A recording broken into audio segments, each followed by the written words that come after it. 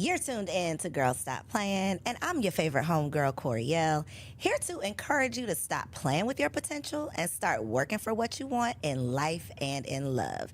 You already know that I'm bringing you the information and the conversations to help you make the money and get the honey. You can have it all as long as you are willing to work. And on this week's episode, we got a working woman in the building.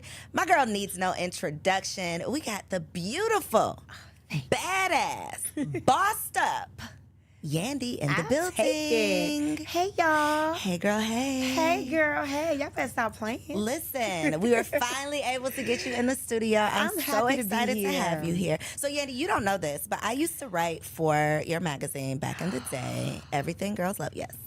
I was a writer way back when. So this is a full circle It is. moment. I'm excited to have you here. I'm glad to be here. And look at this. I Look know, at right? God. You didn't even know. So I wrote for EGL. We are connected in that way. I'm still very much connected. You had so many great people that were a part of the magazine, the team, the staff. I'm Yes. still very much connected to a lot of the people.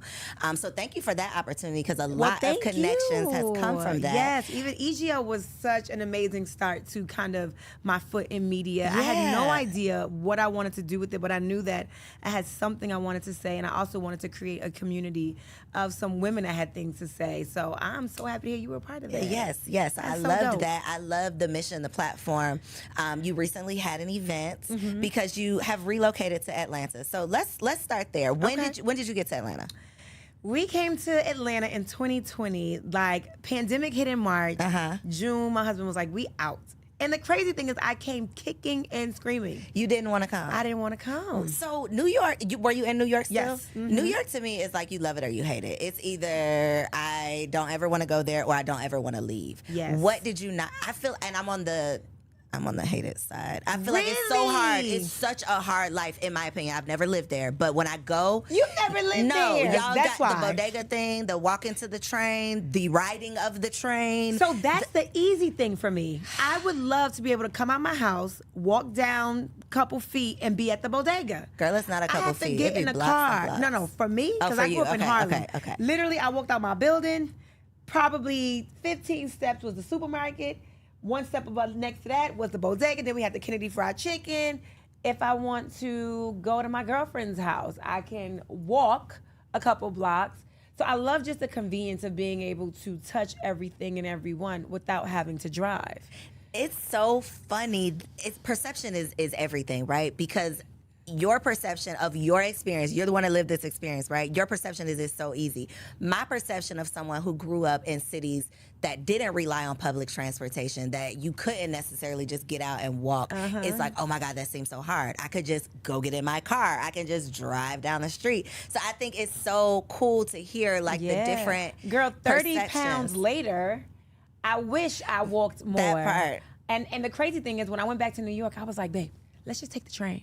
Let's take the train. He was like, what? I'm like, I just want to take the train. He was like, all right, cool, let's take the train.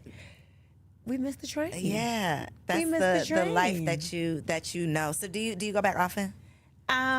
So here's the thing. I thought that I would be going back every weekend. I was like, let me get a place. I was like, let's just get a condo so that we can go back all the time.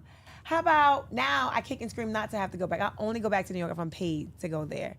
If I'm booked, that's it. If I'm not booked, I love my house in Atlanta. We've opened up several businesses here, so a lot of them thrive on the weekends, the restaurant, the skincare store. So I don't want to leave. And then the kids are in school during the week, so I'd be like, if I ain't paying me, I'm not going. Yeah. So you definitely picked a very like iconic, historic location here in Atlanta for both of your businesses. Yeah. You invited me to be a part of the festival that you just had, and when we pulled up, I'm like, man, me and my husband were literally walking up because we got lost at first, and we ended up like in the mall part. And so we're like, man, can you just imagine when this was like at its height, the underground Atlanta, when this was like buzzing, you know, when it was like the place to be, Yes. just the how historic the space is. So the fact that you came to the underground, you have two businesses right next door to each other, which is genius. You're literally able to take advantage of the location and you know using one another to leverage each other. What made you start skincare and restaurant? Were those things that you were already doing? What was What was the So the I motive? think any entrepreneur or any creator, when you create something, it's to solve a problem, right? So for me, Yell Skincare was created during a time where I had two things going on. I was suffering depression. I had never gone through depression and recognized it. And part of that recognition was how my skin and my body was behaving to what my mind was doing to me. So I had dark spots, I had acne breakouts, my nose was peeling. I just looked bad. This was my second season on the show, and I remember having to pop pimples because I didn't want to go on the show with the white heads, and I'm like, then it would be a dark mark. So I would put tons of makeup so that you guys wouldn't see it or notice what I was going through. And I just felt like I got to a point where I was tired of doing that. I was tired of looking like that. And I was like, I got to do something. So I remember going into a really popular chain store, and I saw that, one, I didn't see representation. I kept saying, does this eye cream work for black girls? It's going to get rid of these dark circles. I'm like, is this going to help my dry skin around my nose peeling? And the fact that I had to repeatedly ask every time she brought something, the cleanser, the toner, the eye cream, and I had to say, you sure this works for brown skin? That was a problem for me. And then when I got to the register, now look, I'm on TV, and I know y'all think when you get on TV, you just automatically get rich. I wasn't. So when they started bringing stuff in, I had 5 pieces, and it came up to almost $500. I was like, oh, that's the problem. The average woman that's, struggling to pay rent or whatever, she cannot also afford a 30-day supply of skincare at $500 additional. So I was like, there's a white space for something that has representation of brown girls, brown people, that also is reasonable. And then I looked at the back, and I'm like, I don't understand any of this on the back. What is this ingredients? I wanted to create something that was plant-based, that was all natural, and that, I saw people of color represented. So that's why I started that. It was to make me feel better because I was going through a depression and I hated the way I looked. And because of the stress, my skin was reacting to it. So it solved that problem. And then I also wanted to create something that solved the problem of the marketplace, where we can go, feel represented, and then afford it. And it was a good ingredient. Now, Dancing Crepe was created. So there was my store, and then there was a space next to me that at the time someone had under lease. And I was like, man, I just wish this space was open. I could expand the store. And we bought the place during COVID and all that stuff that was going on during the pandemic. And I was like, man, I would love to have a place where people, once the world opens back up, where people can just convene and commune and get together. And I thought I would expand the skincare store. But like you said, this is a historic place. I didn't know that you can't break down walls. Nope. Can't break down walls, can't change the brick. Not supposed to paint the brick. Didn't know that. I painted the bricks. What happens? Do you get fined or something? So the thing is, they didn't put it in my lease. I had no idea. Okay. I had no idea. So later on, when they came to do the inspection, they were like, red flag. And I was like, nobody told me. Nobody told me. So I was able to get away with my painted bricks. But then I realized I can't break down this wall. So let me think of something else that can bring people together. I love to dance, and I love crepes. So I made Dancing Crepe. Dancing crepes. So I've when heard you come to Dancing Listen, Crepe, yes, you gotta dance. You gotta dance, but there's something on the menu that everybody talks about. It's these The seafood egg rolls? The egg rolls, The yes. seafood egg rolls, yes. So we have seafood egg rolls that are lump crab meat, lump shrimp, and lump lobster meat. So good. Is there cheese in them? So you can ask for cheese. And Okay, then you but I can can get it ask without for no cheese. Oh, yeah, you can Okay, ask for okay, no cheese. okay. We make everything at that restaurant, we make on the spot. So we don't have like a frozen stash of egg rolls when we sitting do, in the freezer. No, we Gotcha. don't. We take the seafood meat, they chop it up, they put it in the roll. So you can get it made to order. You can ask for cheese or no cheese. Got you. Okay. Okay. So two businesses right next door to each other. Is the restaurant business as challenging as the people say? It's very challenging. It is. It is very challenging, and it is the truth. You do not make real money probably until you're in your first or second year. And I'll tell you why. So all of these permits and licenses and grease trap cleaning, and then you have so many fees that you have to, even the liquor license fee. You're going to walk in, just liquor license fees, it's going to cost you upwards of 10 grand. And is that's not guaranteed that you're gonna get it, or That's is not that after you've guaranteed. like gotten Don't have approved? nothing in your past. Don't ever have been arrested for anything. And it's crazy because when we were doing this, I was just fighting to get, because I had 2 felonies for protesting. Those were felonies? I got felony charges. I did. They didn't have to do that to me. The officers at the time were walking free with no charges that murdered Breonna Taylor. However, because I went and protested on Daniel Cameron's lawn and stayed, and they had to arrest me to make me leave, I got felony trespassing and also attempting to, something about messing with the law, attempting to intimidate procedural law, something or other. I don't know the term. I'm not a lawyer. So yeah, I got 2 felony charges. So did that come up with your liquor license application? No, because I had just got it. I had to show, it did come up, but I had to show that I got it thrown out. Okay. And I had to do community service and pay a fine. So I don't know if that's considered thrown out, but whatever, it was done away with. So I was able to get my liquor license. Got you. Okay, so you mentioned being on TV. Yell Skincare came because of something personal that you were dealing with. I love how you said this was the first time that you've been through it and recognized it. Mm-hmm. That to me is the key, because we be going through stuff. Oh God, yes. We just don't recognize it. We can't diagnose it because we haven't heard people talking about it. We, haven't talked to a friend that experienced something similar. Yeah. So many of us have experienced these things, were truly depressed. You just couldn't communicate what it was or describe it. I mean, I think as women, especially where we are, once you hit your 20s, 30s, 40s, you've been through heartbreak. You've been through a friend that has disappointed you. Your family may have disappointed you. You've started businesses, or maybe you are a career woman and you got, you reached that glass ceiling and you feel like I worked so much harder. All of those different things causes workplace trauma, relationship trauma, and you internalize those things. Some people internalize it and they're like, you know what? Man's rejection is God protection, and they push through. And some people feel like, why me? Why am I going through this? I don't want this. I don't want this struggle. And that's where I was. Mm-hmm. And constantly feeling like, why me? Not seeing a way out of it, not feeling like anything is ever going to get better, not ever feeling like I'll get through this. That was depression. How did you get through it? What did you say to yourself or do in that moment? I couldn't say anything. I could not say anything. I couldn't do anything. It was the village. It was not me. I did not have the capacity to do or say anything. I remember, I got friends, man. Thank God for my friends and my manager, this woman, LaToya Bond. Hey, Toya. Yes. You got to get out the bed, Yandy. You got it. You got to get out. You're going to get through this. And I was like, no, I'm not. I'm never going to get through this. You're going to get through it. You will. Constantly telling me that. And I'm like, no. And then even having friends come over, turning on the lights. Come on, get up. Walking me to my shower. Taking off my clothes. Washing me. Like that. Meanwhile, trying to be on TV, trying to save face so they don't know what's going on or how I'm really feeling.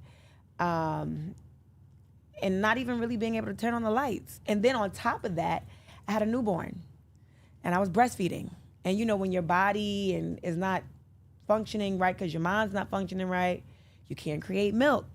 So that was another thing. I got a newborn and I'm not even able to do what I need to do for my newborn. There's no feeling like you can't feed your child. Ooh. That's, baby. That's looking in your baby's. I mean, there's no. I've never cried on this podcast, and today's not going to be the day. Yes. But there's no feeling like putting your breast in your child's mouth and nothing comes out. Oh my God. And knowing, and it's such a difference when I was able to. It's different that part. Like you sit there, and some people in the hospital, you're trying, and the doctors are like, it will come, don't worry. And some people just, it never happens. But when you know that this is the only way your baby knows how to eat, I've never given my baby formula at that point. My baby, of course, wasn't eating any food or, that's all my baby had to survive. And I didn't know. Why can't my body do this? That's a thing, and it is not talked about. It was, and that is what layered on top of whatever I was going through. And that was the ultimate. And then it just got to be like, I can't do that, right? Why? Mommy, my mother lived, at that time, I lived in a condo. My mother lived 4 floors above me. I was like, Mommy, please. I can't do it. That is nothing worse than that feeling. Nothing worse. But having that support and being vulnerable enough, and I don't know if you vocal about what you were going through, but having people around you who, even if you're not vocal, they can see it on you. I wasn't vocal. They can smell it on you, like, sis, no, something is wrong. I wasn't vocal, but it was the type of thing you couldn't hide, Mm-hmm. right? I remember my mom came downstairs and she was like, get up. And I was like, I can't. She's like, just get on your knees. You don't got to go far. Just get on your knees. You got to pray through this. And she kept saying, there will be tomorrow. There will be next year. This will be your tomorrow, and it will be something else for you to worry about. And I just could not see past that moment. And I remember her just making me get on my knees, grabbing my hands, and just pray. I couldn't even pray. I was so depressed, and she had to just pray over me and for me. How do you deal with that, and then do this? How do you do that and get in front of somebody's camera and be Yandy? I don't know who I was. I wasn't Yandy. Because there are moments when the cameras stop, and if I had to sit and talk to, I think at that time I was talking to Tara or talking to whomever, Kim or Juju, whoever I was talking to. Okay, and they're telling me about what they're going through, and I'm talking about some surfacey level, whatever I'm going through. And the minute they're like, okay, we have to reshift, I didn't want to talk. I didn't want to, and you could just see it just drain from me the minute the cameras went off. All right, okay, we're getting ready to go back in. Kind of pull it together. Okay. Yeah, and yesterday at that party, it was crazy. Oh my gosh, I can't believe such and such yelled or such and such threw that drink. Girl, oh my gosh, crazy. Cameras went down. And I would literally just walk off set. I didn't even say goodbyes. I take my mic off, get in the car, go home, take off my clothes, get my baby, and get in the bed. That's it. Almost as if like you were a shell of yourself. Yep. I just came to perform. And I think, I remember being young, having to go perform for school. I remember dealing with a parent that was addicted for a long time, and seeing things happening at home, knowing that I shouldn't see certain things, and just going to school and performing. So that came second nature to me, being able to just be like, I'm in school now, or I'm shooting now. But the minute I walked through my doors at home, or the minute I walked through my doors, later on when I got older, it was, okay, let me deal. So that was, it was somewhat easy because I had got used to doing things like that. Your coping mechanism. Yeah. Dealing with it however you knew how, but it wasn't the healthiest way because you weren't actually dealing with it. You were just kind of putting up with it. Putting you a were sweeping Band-Aid it under the over rug. it for a second. Yep. Putting on a perfect face. And I think there's so much riding on how you appear on these shows because people are so damn rude, mean, ugly, just mean-spirited. I can't imagine dealing with what you were dealing with internally, but then having to publicly deal with people's comments and opinions. Oh my gosh, and the comment was commenting. There was so many comments, so many. And for those that don't know, I'm talking about the time when my husband was on trial, and we publicly, I was going with him to the court cases. Amir was 2 months when the feds came. That's my son. When the feds came to my house, and as much as I wanted to hide it, I was on a whole freaking TV show. And I was like, it's going to catch up to me. They're going to find out, so I might as well be the one to tell them. Did you try to hide it? Oh, no, so you didn't even, you were like, let me tell y'all before you find out. So when they came to my house that day, I think I was supposed to shoot later that day. Of course, I couldn't shoot. We were going through all of that. So I told the producers at the time, was I a producer then? I don't even know. Can't even think back if I was still a producer at that time. But I remember talking to Mona, who at the time was like a partner, a mentor, a friend. She used to be my boss, but at this time, I had stopped working for her. And I told her what happened, and I was like, do not tell anyone at all.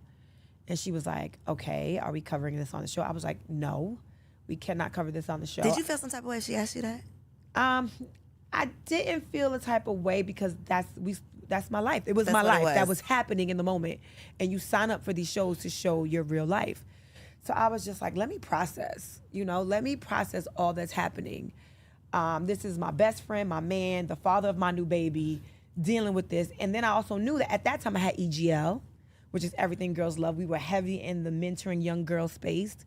I had all these young women that were working for me or that looked up to me. And I was like, how do I put one foot in front of the other? And, I didn't know what the perception was going to be of me. When you are connected to someone that has to go through the justice system for any reason, there is a target. It's like the scarlet letters on you now too. So I didn't know what was going to happen. I didn't know, if the feds were going to look into, which they did. They looked into all my finances, the things that I owned. And I had no idea how things were going to play out. Even though I knew that I did everything by the book and I did everything right, I was at that time somewhat familiar with how this justice system works for people of color. And I didn't know, I was successful. I had been in the music business for a long time at that point, and I just didn't know how things were going to pan out for me. So I was like, no, you cannot follow this. Let me just process what I'm going through. So after about a month of me having to just figure this out, I was like, it ain't no way. Blogs were starting to like hint at things, and I was like, ain't nobody telling, because I started seeing all kind of crazy stuff. I was like, nobody gonna tell this story for me, and I know the truth. I'd rather just tell the story and let them see the other side. Like, they'll show these images of, people going to jail, and you see the guys with their hands, or women. You don't see the other side so often of what that does to the children. People that are left behind. What that does to the mother. What that does to that whomever, that community of people that raised you or fought for you. And sometimes, like in my husband's case, some of these charges are well after, that was something from 6.5 years ago before I even was with him. And I'm like, dag, why is this my fate now?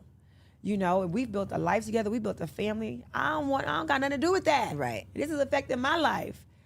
And I felt like I would do the world a disservice by not letting them see what my life is going to be like as a single mother. Do you think that the show agitated the situation at all? Or do you think they just were truly just documenting what was happening? Documented, what do you mean? Do I feel like they agitated? Do you feel like they were, they made it more than it had to be? They showed it in a light that they didn't have to? No, not that situation, not at all. They showed my husband, they showed us driving to turn himself in. They showed him saying goodbye. I think little Mendecees was 6 or 7 at the time. That was literally the morning he was going to turn himself in. And at that time, he was turning himself in. We didn't know for how long. And this is before the bond hearing. This is before, we had no idea of anything. And the newspaper was saying he's facing 10 to 25 years. Based on nothing. Based off of what, the charges were. So we didn't know. We really just did not know. So even me, looking at him kiss this 7-year-old and then seeing him hug. And I remember Amir was crying.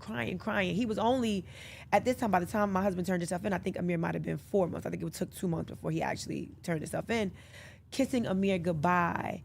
And Amir was crying profusely, just crying. And I was just trying to hold it together because little Mendecees looking at me. I'm trying to be strong for my husband. And I was in shambles on the inside. And it was real. The show, like, they knew that he had to turn himself in, I think, like by 8 o'clock in the morning. So the camera guys and the producers got there at like 5. So they saw us getting up, getting dressed, me cooking breakfast. So this was like me literally cooking my last breakfast for my husband. At that time, he wasn't my husband, but for my boyfriend, right? Cooking my breakfast, seeing him kiss the babies. All of that was just like, it was just so much. That seems so traumatizing, Yandy. It was. To go through it, period. Yeah. To go through it on camera. To go through it, maybe have a little bit of closure, and then it comes out on TV. That was the worst part of it all. That part, it's like I got to relive this. Yep. And y'all got to see it. And you're going to ask me questions about it. And I'm going to see you talking about it. And you're going to have opinions. And Yep. And the blogs, oh my gosh. There's one particular blog that to this day, I still, like, if I see him on the red carpet, I'd be like, nope, thanks, I'm good. I ain't fucking with you. I ain't forget. I ain't forget. And it was, she was so mean and horrible, and the things that she would say, oh, that's good for nothing, people like him, and she should have known better. Didn't she go to Howard? You would think Howard would give her a better education. You're talking about the father of my child. These are You're talking real about the person that I people. love. These are real people. I mean, horrible. And then, like, look, I always, like, the first episode of ours on the show was at a baby shower. I was pregnant, and he's like, I'm going with Vado to this party. I'm managing Vado. I got to go do this. And I'm like, I got this big old belly. We got all these gifts. He's like, your father's going to help you do that. And, some of that kind of stuff is situational because he actually did help put the stuff in a U-Haul. But it was a party that he was going to that they were following. So they cut all that stuff out, and they followed that. So she's like, I knew he was good for nothing when he left her at that baby shower to deal with it by herself. He's a good for nothing. No. I was like, oh my gosh. So when I say did the show agitate it, that's what I meant. It's the show knows the whole story, but they want to show, oh, well, he left her and didn't. That's what I feel like. Is there a lot of that goes on? The crazy thing is when that was shot, because the whole having to go away didn't come out till towards the end of that season. So when that episode was probably shot and cut, they didn't even know this was coming. They didn't know that was coming. So did it agitate, make him look a little like he ain't care? Yes, it did for sure. And he's super caring. But I think that was just, sometimes they want to paint these men as having a million things going on. They had no idea what was to come, so I can't blame that on the show. But it's hard. The comments are hard. The perceptions are hard. The assumptions are hard. And definitely these blogs and people with the comments and all that will break you down even more. I had to log off and turn it off. I had to just mute the noise. What do you do now? What's your coping mechanism with the comments now? Well, if I see myself, even if it's good, right? If they're like, who wore it best or Yandy stunt, whatever it is, I don't even read the comments. You don't even want to? Oh God, no, not about me. I'll, tune in somebody else's stuff. But when they could go and talk about, I think Beyonce is perfection. I think Rihanna is perfect. When I can see comments where they going in on her and the way they used to go in, they go in on my baby Amir's hair. My baby loves to wear his hair out and big. That's it. They be talking about your baby? My baby's hair. My baby's hair, yes. So I'm like, girl, they talk about Blue Ivy's hair, and she's fierce, okay? Baby got Grammys, okay? So this is the kind of thing that is just like, you got to just... I've learned, and I think Mona might have said this first, if you don't know them personally, don't take it personal. That's it. So, one, I don't read if I see myself. So those of you that are out there that go in when you see me just because you don't like me, and that's fine. Just know that I don't even see your comments. I ain't reading that shit, no way. You performing for everybody else because I don't see it. I don't read it. I don't read it. I don't see it. That is so mature of you. Yeah, I got to protect my mental health. I got to protect my space.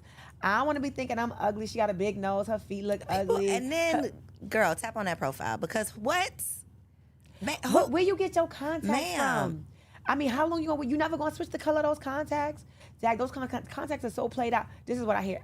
Every day I hear this. Now, on my page, I'll read the stuff. So if you come to my page, I might tell you a little about yourself too if you say something negative. Like, I've had to say so many times, like, they're not contacts. My baby boy, since he was a baby, why would you put contacts in your baby's eyes? My baby don't have contacts. So I guess when it's silly little things like that it's just like, this has no merit, then I could see you being like, girl, okay, I'm not even gonna worry about that. Right. Yeah, because y'all are just tripping, minding my business. When all of the things were coming down with Mendecees, did you ever once, because y'all weren't married, was there ever a question of you holding him down while he was gone? Yes, every day. Every day. I didn't expect you to say that. You wanted me to lie? No, I didn't expect that to be your truth. Every day it was hard. It was hard going on those visits. It was hard going on those 5-hour drives after my club hostings or booking from here to there, speaking engagements, then driving because I wanted to make sure my baby saw him often, like on the weekends often. Valentine's days were super hard. My birthdays were hard. Christmases were hard. Halloween, how long was he gone in total? Trick-or-treating was hard. Collectively, like 5 years. Oof. Yandy. Yeah. Hard. And you out here in the free world having all of the opportunities. I saw his interview, Club Shay Shay. Oh, yes. Yes, Uncle Shay Shay. And he's like, yo, she out here living her best life, and I'm sitting up here locked up. My freedom is gone. And do believe he said that. Yo. At the time, in the moment. He's like, yo, what are you doing? Word. Oh, word? You want to Dubai with your friends? Oh, for real? All right, cool. What's the problem, sir? What's So were wrong? y'all butting heads, or you were? So he was serious about this. Yes. Were you like, the but bro, time. you want me to sit down like I did something? How were y'all navigating that space? And then you not going out here and wilding out, like you really staying committed to this process. Every week, I would say, I'm not gonna say every day. Every week there was a conversation. What would you like me to have been doing? What would you like me to have been doing? Do you want me to be miserable? What do you want? No, I want you to be happy, but I'm just saying, do you want me not to post it? Would that make you happy? Would you prefer me to cry? Would you prefer me to be on Instagram crying? Or should I show me being happy and living life the best I can? What do you want me to do for your children? What should they do? Should they see me crying? Should they see me upset? Should they see me sad? And he would get it, especially once I made it to that visit. It's all good once I'm on the visit. It's great, right? The visits were great. But when he had to see me living life or see me trying to cope with him being gone or cope with being a single mom, it was hard. It was hard. The kids. I always think about the kids. You toting the baby. I can imagine. 2 car seats. Girl, I got 2 car seats right now. Don't nobody know the struggle of 2 car seats. Imagine 2 car seats and grocery shopping. Oh, I know. It is my. Well, Yo, no, I'm not gonna say this now because my kids kids are good and healthy. But I literally would have to run upstairs with the 2 car seats, leave the babies in the house by themselves. Yeah, and go back down and get them groceries. Get the groceries, run back up. Yes. Those are the things. When you become a mom, you're like, how do you do these things? How do you live your life now? No, y'all wasn't gonna see that on Instagram, so y'all could talk about that too. That part. But it's real because some of y'all had to do it too. But y'all would have sat and judged me like, how could she do that? That 2-year-old could get out that car seat, got that 2-year-old locked up. He could take the new baby out, throw the baby up. You gotta do what you gotta do. You gotta do what you gotta do and pray. You gotta have faith. You gotta pray that God got your back. God protects babies and fools, and I done been both. Still am today. I be like, damn, I know I'm not a baby, so I must be a damn but fool. I am a baby to somebody. Right. Somebody out there, 100. God's I'm a baby baby. to them Thank too. you. Thank you. Did the people judge you? Did people expect you to not hold him down? Did people? Of course. Okay, not the people though. What about your people? What was your people's response? So my people, the main people, were like, why?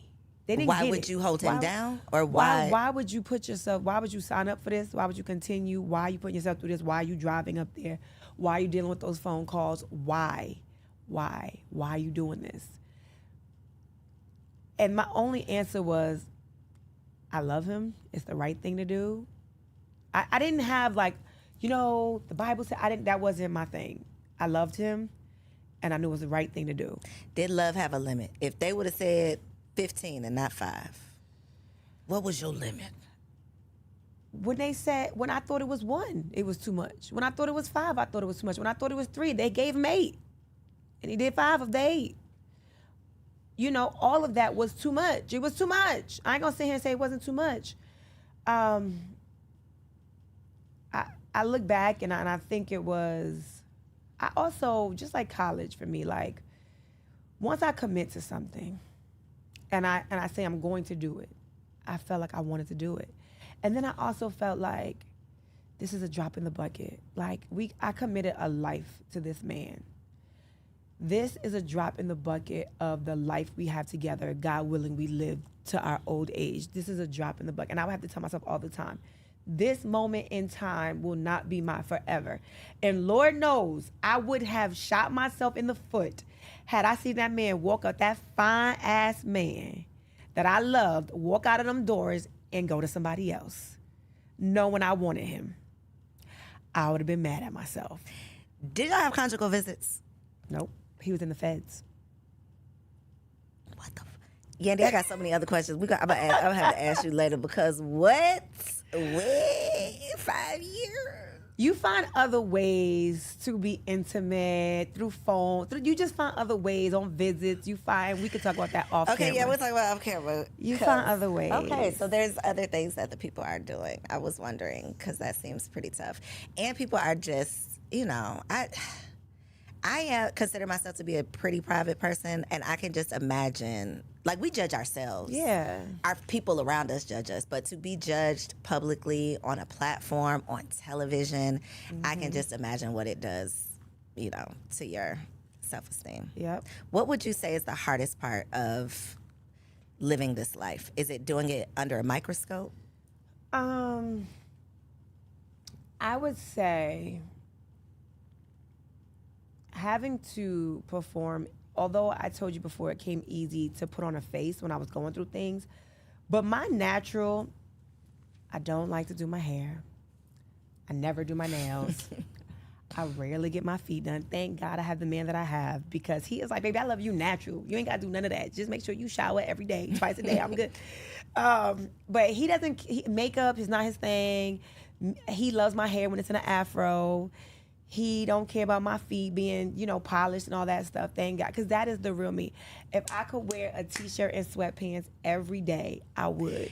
Yandy, you be so fly. I don't believe that. I'm telling you. You're forcing the fly? I am forcing the fly. It is not easy for me. Well, you look good doing it. Thank you. It's not easy for me, though. Like, it's so not easy. Like, I be having to, figure out, it's hard to figure out this and to match this and to this, that. So my hairstylist, Bryant, who's also my best friend, he is also my pseudo stylist, because he be like, all right, Yandy, wear this with this. But he's a fashionista. So he be like, put this together. And thank God, he pretty much lives with me.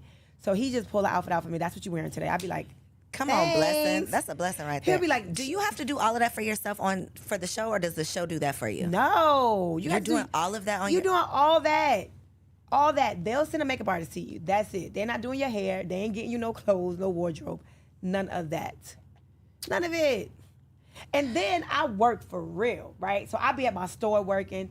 I can't do all this. I be at the restaurant running back and forth. So I got on my Uggs, or I got on some Crocs or something. I can't have no heels.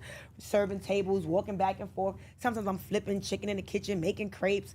Sometimes I'm the DJ. Karaoke night, I'm the singer. Really working. I'm the host. I be working. So, yeah, I don't have time for the hair and the makeup and the nails and the this and the that. But you're still doing the show. I am still on the show. Still on the show. Mm-hmm. Can we go back to first season real quick? Yeah, 14 years later, I'm still on the show. So first season, I was a producer. I wasn't on camera first season. How did it all come together? Let's go back even before season one. So we go way back. Way back. So we go way back. What happened was I met the VP of reality TV. His name was Jim Ackerman. And at the time, my client, Jim Jones, was on this show called The White Rapper Show. And backstage, while he was doing his thing in front of stage, I was backstage, doing what I do, networking, trying to get things for my client. And so I'm talking to Jim, and I'm like, Jim, I got this client. He's crazy. And I was like, his family, them together, they even crazier. I was like, if you want to see something good on reality TV, put his family on the camera.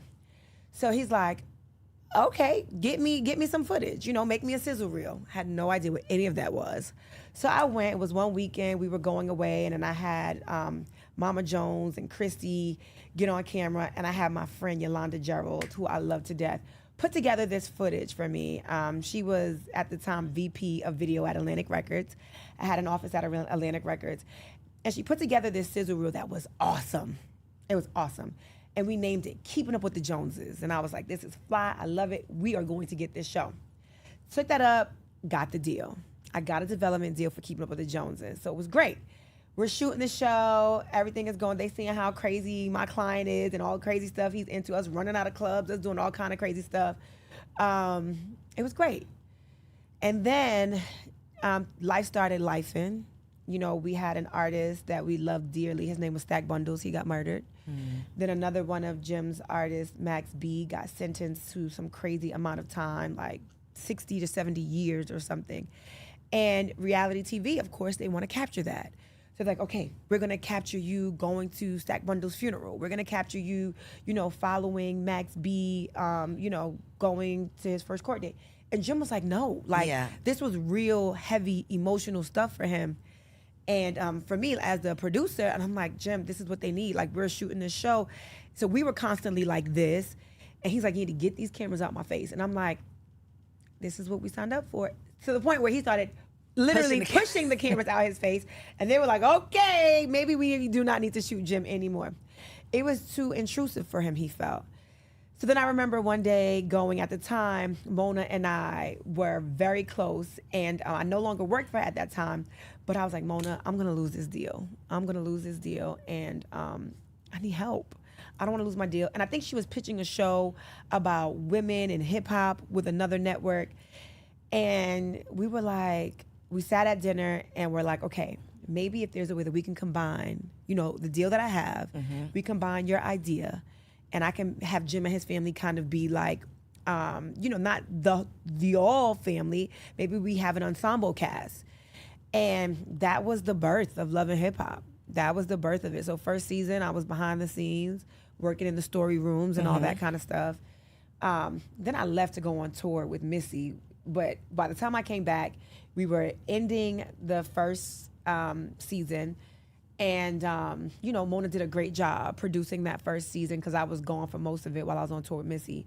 And that was the birth of Love and Hip Hop.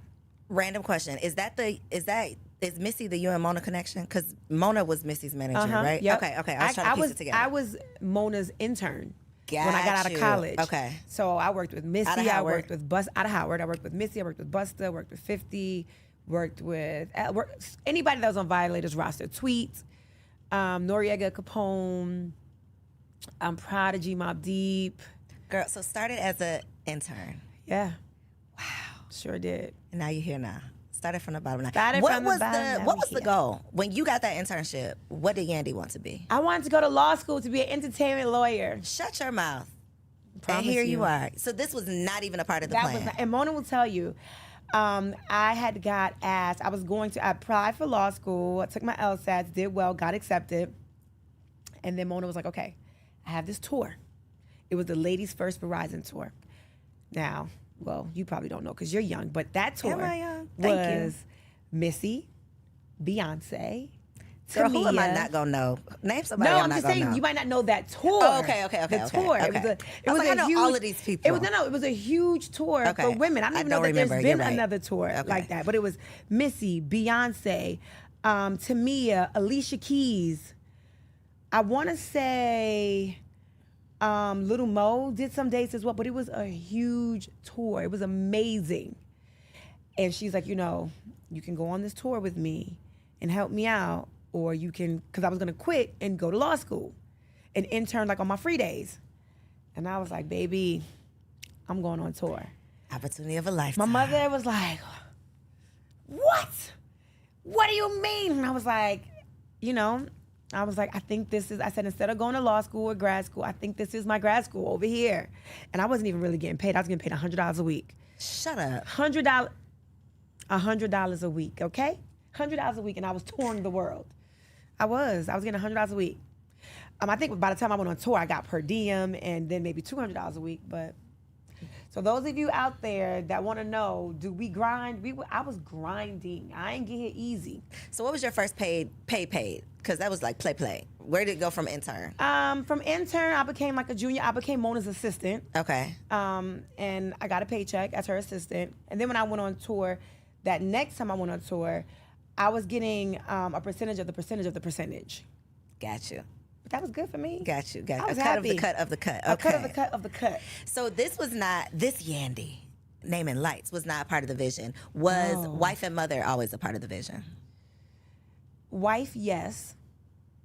Mother was somewhere long down the line when I'm 40.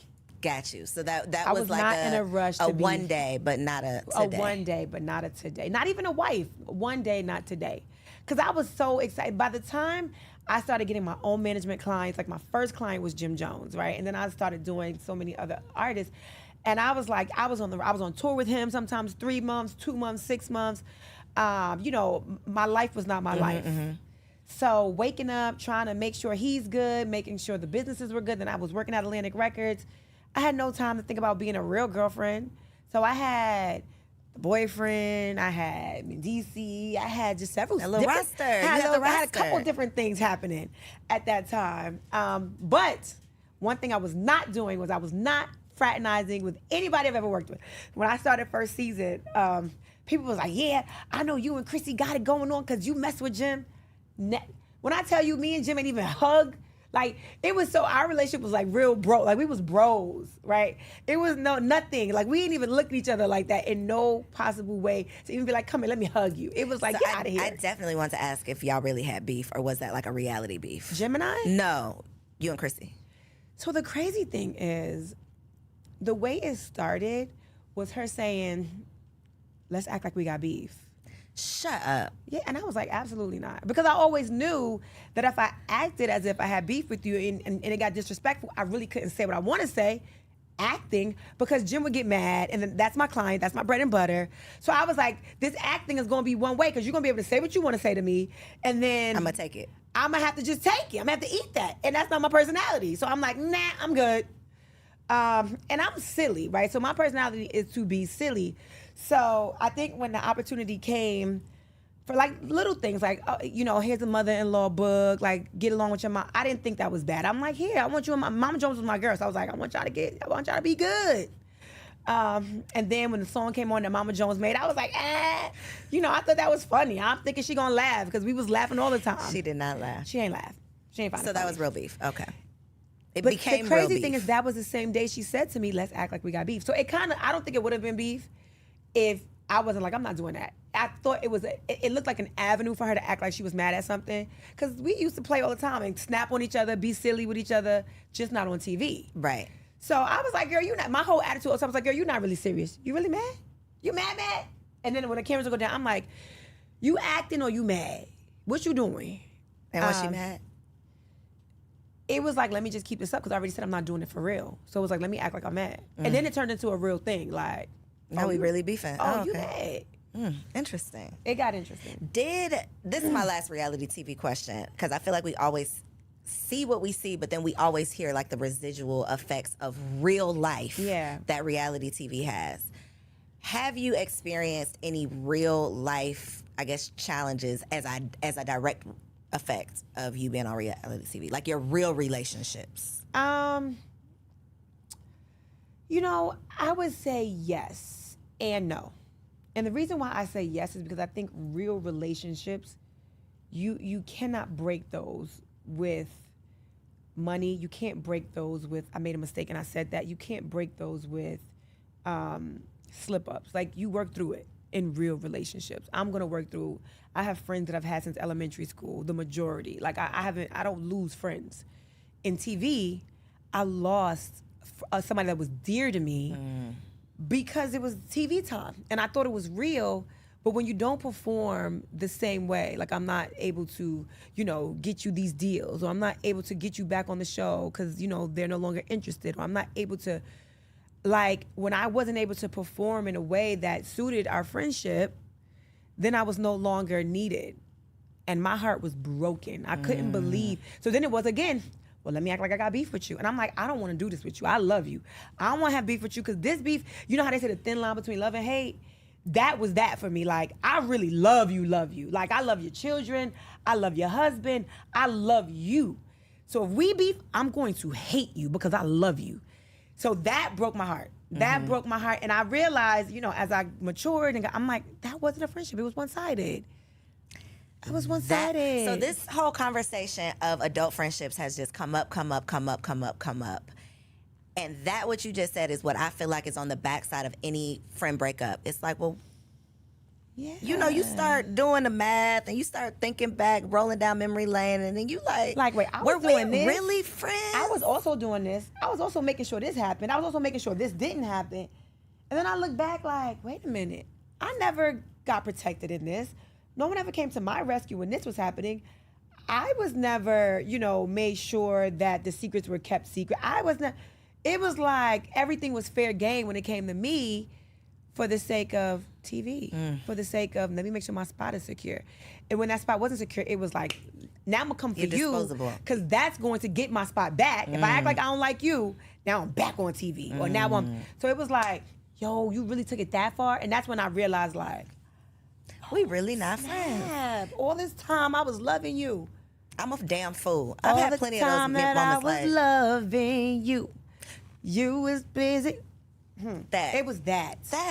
And that is as painful. Well, I don't want to say as painful because people deal with things differently, but that can be as painful as a romantic relationship. Yeah. And sometimes more painful depending on, the history, it was how much of my painful. business you It know, was painful. the things we've been through together, all of those things. Yep. It's tough. It was. Another thing that's really tough that I can relate so much to you with, we did the sesh. Shout out to Pinky. Hey, Shout girl. out to Pinky. One of the things that came up in the conversation was like mom guilt, was running around town, doing all of the things, going after our goals, being these superheroes, and struggling to not beat ourselves down for the way that we mother. Yeah.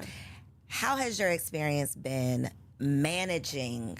Because I think balance is like bullshit. I don't really think that exists. sure. But managing all of the things, Yeah. having to show up and be the Yandy that so many people need, but then also finding time to be the mom that your children need. Yeah.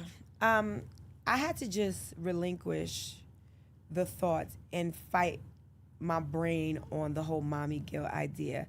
Balancing is a lie. It's a myth. It doesn't exist. Prioritizing exists.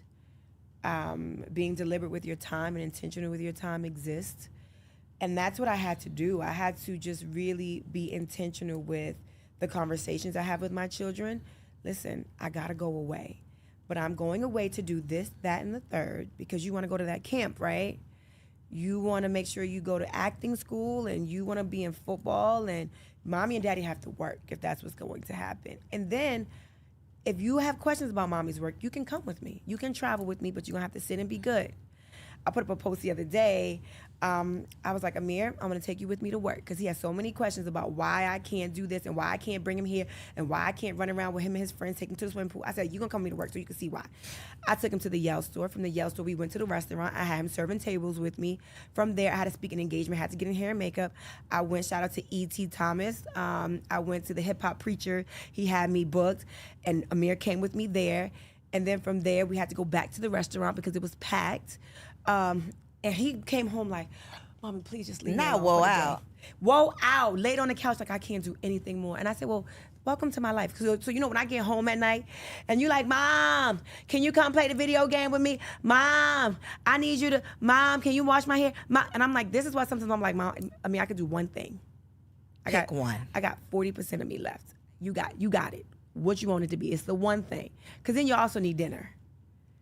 So I had to just realize that mommy guilt is something that's going to hold me back from doing the things that I need to do to be able to take care of the kids. From doing the things that I need to do to be able to do to take care of myself mentally. Because I got to do it at this point. I done signed up for it. I done committed myself to it. I got to do it. So I just tried to infuse my home life, my children, my husband, into everything that I have going on. Give them some buy-in, I think. Because I think a lot of times when you leave the house, especially for kids, they have literally no clue what you do when you walk out that door. They think you out there playing. Yeah. You're out there having fun without them. Oh, they do. And it's like, no, this is how this exists. Mommy has to leave this house to go do something. But I think it's such an important conversation to have, because postpartum, mom guilt, I mean, just superwoman syndrome, so many things that we deal with, but we just deal with it. Yeah. And it's like, I'm the only one dealing with it. It's like, no, we're all going through these things. Yeah. I always say, like, motherhood is like that hood that it's like, I see you. Mm-hmm. I get it. Yeah. If don't nobody else get it, a mama is going to get it. Yep. So you going to feel me when I say, my son be acting bad and embarrassing me in these streets. Ooh. What do I do? Yandy, what do I do? They really just want to do it when people around. They do. When it's me and him, 'Cause I'm he like, be you was alright. cool in the car. The you minute people gotta- get around, child. let me What tell do you do? Do your something. kids embarrass you? Oh, when I told you I took Amir to that conference I had, now this is the #1 speakers in the nation, right? I said, Amir, when we get in there, I got to give him a talk in the car. Mom, I got to bring my football. You're not going to be able to play your football. In the video, you will see him walking with his football. I said, Amir, we're going to a conference. It's in a theater. Well, I'm going to be bored, so I need to throw my football at least up in the air. I'm like, just don't hit anything. If you got to bring football, but be good. And make sure you greet everybody. Make sure you say hi. And then just go like this with your football. Sit there and be quiet. Okay, soon as we get in, I'm like, Amir, you're going to break something. Well, you said I could throw it. No, I said, go like this. Throw it to your hands, your hands. These hands right here. And then we get to the back. The people are like, hey, you guys need anything? I'm like, no, I'm good, just water. Yes, I do. I would like he had a Gatorade. Do you guys have Doritos, but not the regular Doritos, the Doritos that's blue, the Taínos? I don't even know what it's called. I'm like, Amir, they don't have that here. And they're like, well, I can run out and get it. No, you can't. No, Amir, just be quiet. He had a whole rider of things he needed. And I'm like, You can't just be quiet. It's like, well, they asked. I do want to. They asked. Exactly. So that's what they do. So this is what they do. But I think, the Bible that talks can't about be the answer, training up a child. So that just means he needs to come to more. So they're gonna you have to bring him around more people. That is what my husband said. You got to take him out more. You're gonna have to take him out more. I'm like, yo, that cannot be the That's answer. the I gotta antidote. do this I'm telling you, more. Gotta do it more. Gotta do it more.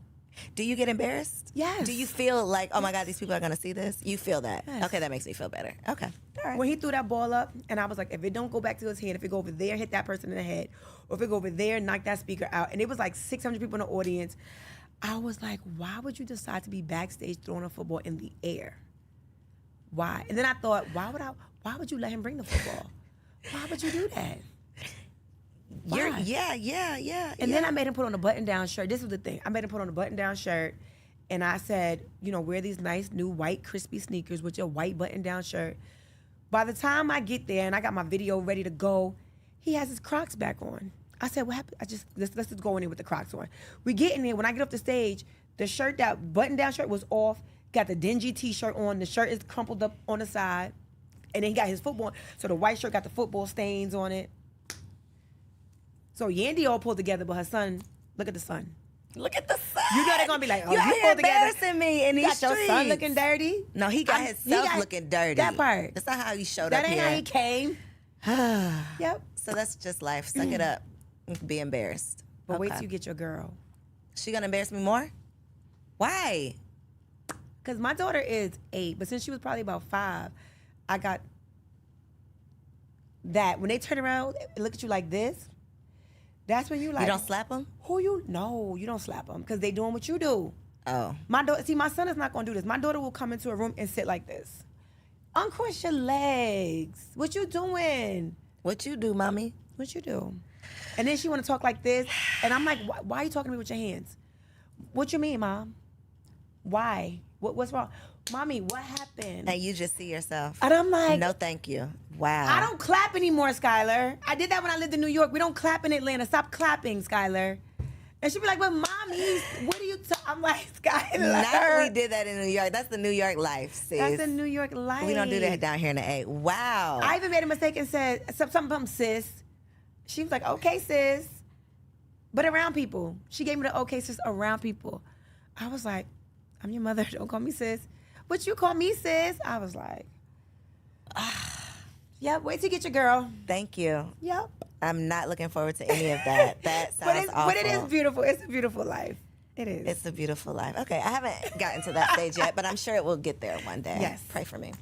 I have enjoyed this conversation, Me Yandy. too. I loved every minute of it. I know y'all did too. Y'all felt like y'all was just tuning into a little girl talk. I hope that I asked everything that y'all wanted to know because this was juicy. And I appreciated you. I tried to be as authentic and real as possible. You can't be anything else. Yeah. So for the people who are here in Atlanta, where can they get these seafood egg rolls? Ooh. Like, how can they get Yell Skincare? That's global, though. Yes. Anywhere with Wi-Fi, Yes. right? Anywhere with so Wi-Fi. let them know. Look right there in that camera and tell the people. So if you are in Atlanta or if you're traveling or you want to travel, make sure you come to Dance and Crepe. We are at the Underground Atlanta, which is 68 Pryor Street. Come, and then right next door is a Yell Skincare store. But you don't have to be locked into coming to Yell Skincare, the store. You can also order online at www.yell.skincare.com. Yes, we will make sure all of that info is down below in the description. Check out the show notes. Make sure that you share this episode with a friend. All of y'all that thought y'all knew Yandy, y'all ain't know nothing. Y'all ain't but know, y'all y'all found know what out I talked today. about here. They gonna learn today though. You got to use this as a clip. Listen, today we went deep. I talked about some things I've never spoken about. She asked that real question. Did you really hold it down? And I gave her my real answer. She also asked me, did I want to? And I just give you a hint. I told her no. So make sure y'all tune in because we had some real conversation. Come on, girl, stop playing. Yay. Come on down. Make sure you subscribe to the channel so you don't miss out on any more bomb episodes. I love y'all, and I'll see you next week. If you enjoyed that episode, make sure you subscribe to the channel so you don't miss out on any upcoming content. And take it a step further and go ahead and join our private community over on Patreon because it comes with some pretty bomb perks, including early and discounted access to our upcoming events, behind the scene exclusives with some of your favorite guests, the opportunity to call in on an upcoming show, the chance to vote on topics and guests for brand new shows, and I'm even giving you unlimited access to my vault of business classes where I'm teaching you everything from Airbnb to developing digital products and everything in between. And you can get access to our Patreon for as little as $5 a month, okay? Get in where you fit in, and I'll see you on the inside. Peace.